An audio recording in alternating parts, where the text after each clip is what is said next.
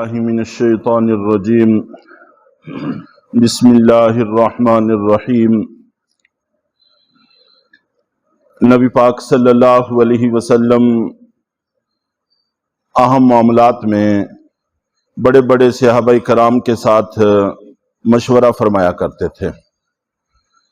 چنانچہ سب سے پہلا معرکہ جس وقت پیش آیا غزوہ بدر، تو 70 قیدی ہاتھ لگے۔ بعد میں ان کے بارے میں مشورہ ہوا کہ ان کے ساتھ کیا کرنا چاہیے۔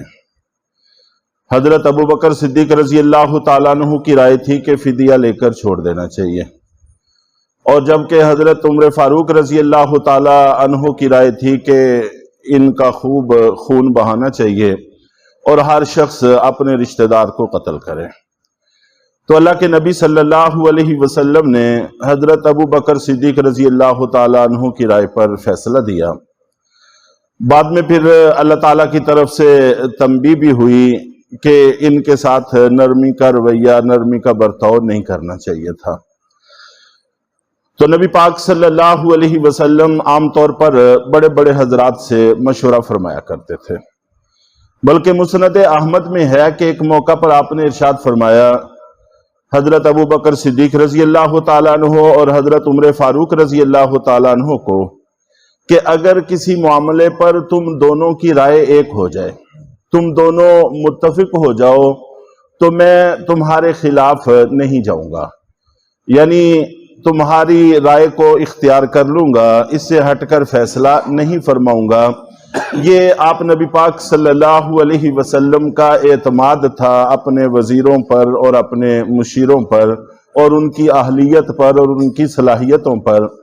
تو اسی اہلیت کی وجہ سے حضرت عمر رضی اللہ تعالیٰ عنہ کو اللہ تعالیٰ سے مانگ کر آپ نبی پاک صلی اللہ علیہ وسلم نے لیا تھا۔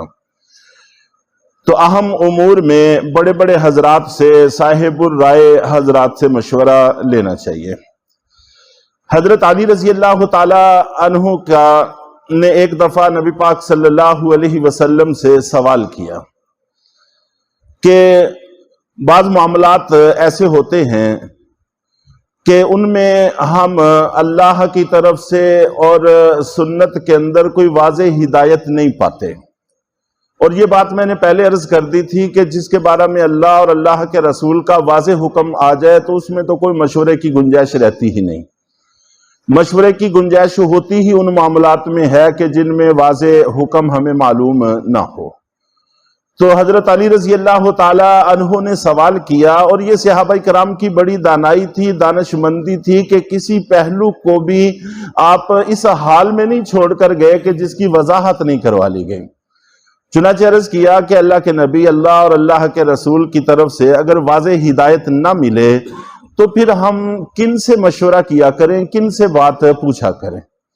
تو اللہ کے نبی صلی اللہ علیہ وسلم نے جن لوگوں کا تذکرہ کیا ان کے دو وصف بیان فرمائے۔ آپ نے فرمایا کہ فقہاء سے، عابدین سے۔ فقہاء فقیہ کی جمع ہے، ایسے شخص کو کہتے ہیں جو علم میں دین میں گہری سمجھ رکھتا ہو، اللہ تعالیٰ نے علم دین میں اس کو اچھا خاصا ملکہ عطا کیا ہوا ہو۔ اور عابدین، عابد کی جمع ہے جس کا معنی ہے عبادت گزار۔ تو گویا کہ علم میں بھی اس کو کمال حاصل ہو اور عبادت کے اندر بھی کمال حاصل ہو، یہ وہ لوگ ہیں کہ جن کے ساتھ مشورہ ہونا چاہیے۔ جب تک ایسے لوگوں کے ساتھ مشورہ ہوتا رہے گا تو تباہی نہیں آئے گی، خیر انشاءاللہ العزیز پھیلے گی اور پھیلتی رہی ہے، اور خیر کو پھیلتے ہوئے دنیا نے اپنی آنکھوں سے دیکھا ہے۔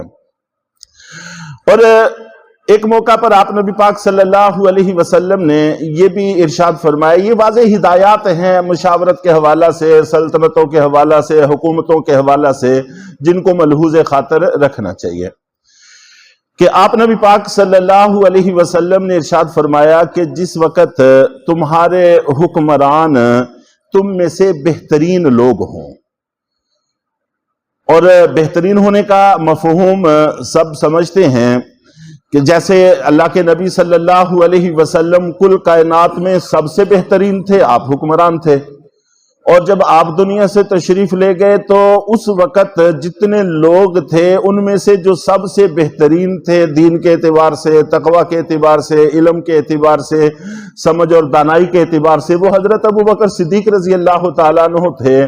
تو حکومت ان کے پاس آئی، اور ان کے بعد پھر جو سب سے بہترین تھے وہ حضرت عمر فاروق رضی اللہ تعالیٰ عنہ تھے۔ یوں سلسلہ بسلسلہ یہ بات چلتی رہی۔ تو اگر تمہارے حکمران تم میں سے بہترین لوگ ہوں اور تمہارے مالدار سخی لوگ ہوں اور تمہارے آپس کے معاملات سلطنت کے امور مشاورت سے چلتے ہوں، تو پھر تمہارا زمین کے اوپر رہنا بہتر ہے زمین کے اندر جانے کی بنسبت۔ یعنی زندہ رہنا موت سے بہتر ہے، وہ خیر کا زمانہ ہے۔ جتنا جئیں گے اتنی خیر زیادہ حاصل ہوگی، جتنی خیر زیادہ حاصل ہوگی آخرت میں اتنا مقام بلند ہوگا اور اتنا مرتبہ زیادہ ہوگا۔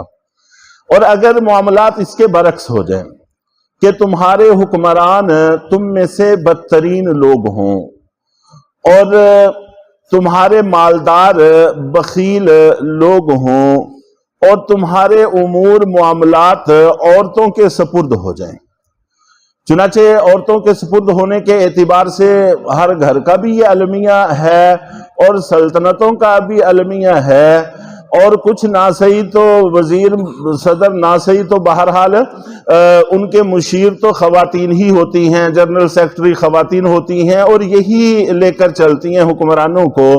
تو ہر جگہ ہر دفتر میں یہی صورتحال ہے۔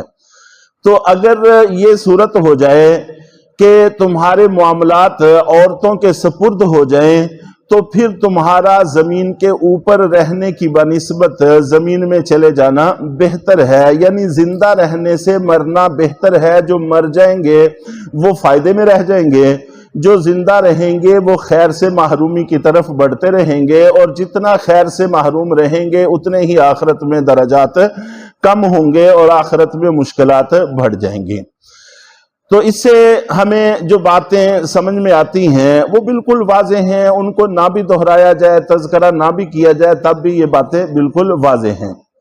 اور جس وقت سے ہمارے حکمرانوں نے من مانیاں شروع کی، مشاورت سے ہٹ کر اپنی مرضی سے فیصلے کرنا شروع کیے، اور اگر کوئی مشورہ کرنا بھی چاہا تو ان لوگوں سے کہ جن کا مقصد ہی صرف ہاں میں ہاں ملانا ہے، تو ایسے نااہل لوگوں سے مشورہ شروع ہوا، تو پھر سلطنتوں کی سلطنتیں اور حکومتوں کی حکومتیں زمین بوس ہوتی چلی گئیں، اور یہ تاریخ کا حصہ ہیں۔ جب ہم تاریخ پڑھتے ہیں تو یہ بات ہمیں سمجھ میں آتی ہے۔ اس وقت بھی اگر دیکھیں تو یہ جو گندم کے بحران کو ہی دیکھ لیں، تازہ ترین معاملہ ہے، تو کس قدر نہ اہلیت اور نہ سمجھی اور کا مظاہرہ کیا ہے۔